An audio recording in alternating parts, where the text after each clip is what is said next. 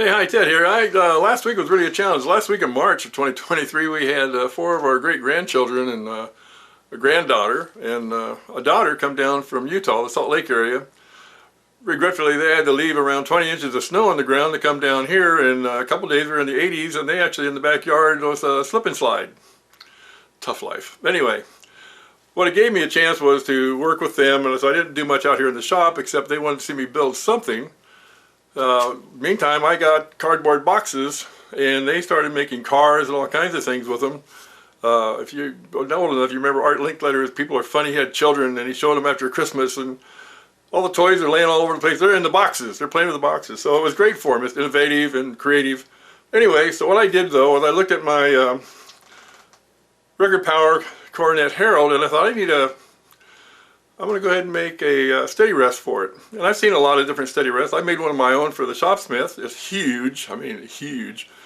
But I needed one that had a 14-inch ID, has an 18-inch OD, and I'm going to kind of show you what I put together. And I think I did something that's different than what I've seen with others. So I think it gives you an advantage to get as much dimension inside, the bigger the bowl that you can get on one of these Steadyrest. So let's take a look. Okay, so I kind of went around and I thought, okay, what do I have around here? So I ended up with two sheets of 24 by 24 inch Baltic birch plywood, half-inch thick.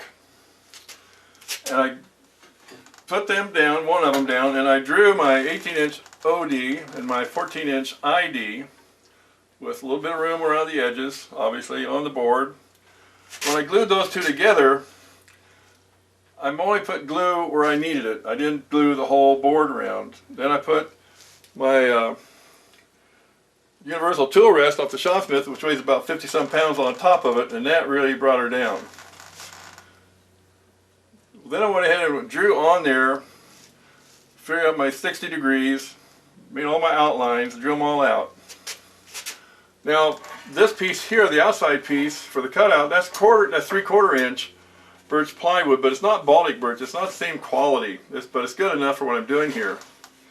And I didn't have a full sheet or piece, so I made templates and cut out the pieces, 3 of them, and then I went ahead and figured out where they go and tried to do as much as I could. I used a razor saw once I had it all glued together. But what I did next was I put this on the bandsaw with my circle cutter, which works out beautifully. Cut them all out. Had these marked, used the razor saw, got my cutouts where I want them. I used screws to just put them temporary on here to start with, to make sure they were set. Then I made final adjustments as I put it together, so they all fit really good. These are these, whatever you call them, lag screws. So there's nothing on the back side, as you can see. These go in really well and hold it, and these Rockler nuts fit it perfectly. So anyway, then I thought on the bottom, now here's the trick to this thing. This, basically, this 3/4 of an inch, the bottom of this really represents the bottom of the circle plus a 1/16 of an inch. What that lets me do is establish this as the base on the thing, on the base of the lathe itself, and I only lose 3/4 of an inch on the bottom. So to put it together is quite simple, obviously. I should say too, when I drilled these holes here, I don't think you can see it, I'll do one on the bottom. So when I drill these holes out here, I want to make sure that this stud, these are 3/8 of an inch grooves in here, these are 7/16.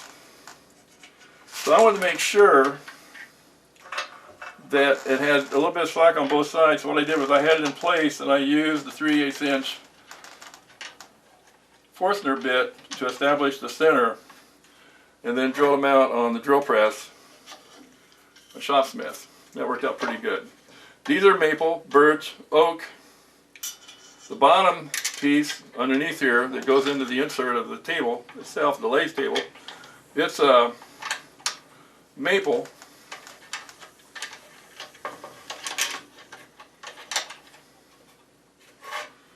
And one thing at a time, well, These fit really good. Very little play. By design. I'm losing use of my hands, and it's frustrating, but patience, patience, patience, right? So you can see the bottom part here. This is maple. That's got to be perfectly perpendicular to this surface here. Now, this piece here, as you can see, I had to put a chamfer on it to make it work inside, because the table itself underneath there has a radius on it basically, and it had to fit in. I still wanted to fit tight. And again, it's the same width, a little bit less width than the insert piece itself to make it fit.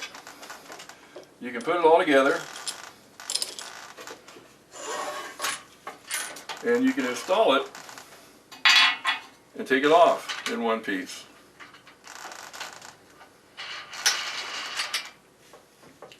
So I'll reset the camera and we'll just see what we can do here.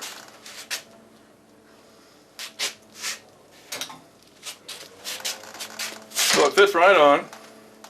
As soon as you get this back where it belongs, you can fit in here.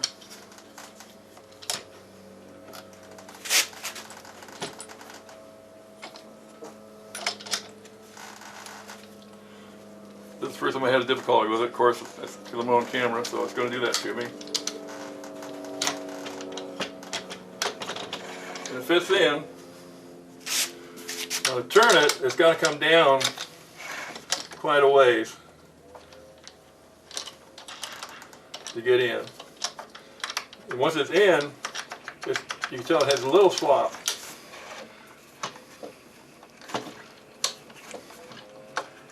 That I'm hitting here. Silly me.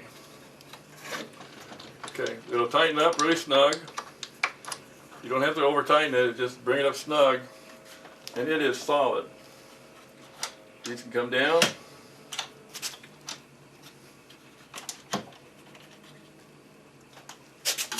Ow, ow, ow, ow. Keep going with thumbs and fingers into everything.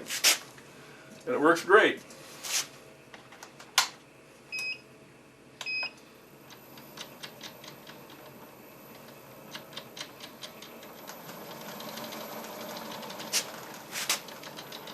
And that's what I did with the kids around.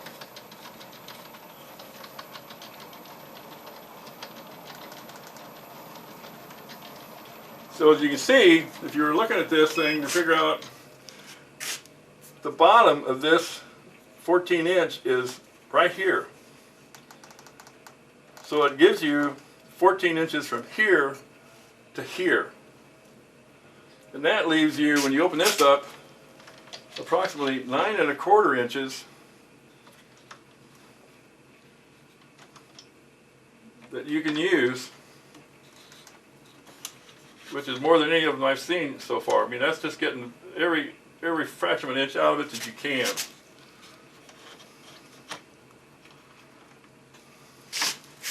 Anyway, that's kind of what I did. I hope this is a benefit. I said there's enough videos showing you how to cut all this stuff and make them.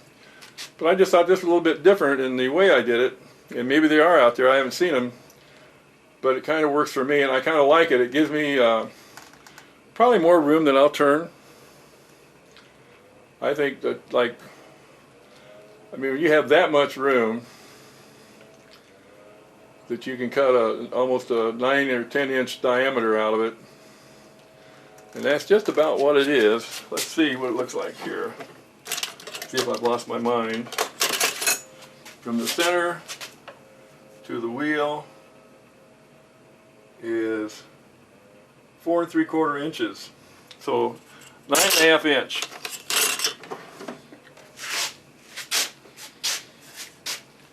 Versus 5 1/2 inch on some of those you buy. Anyway.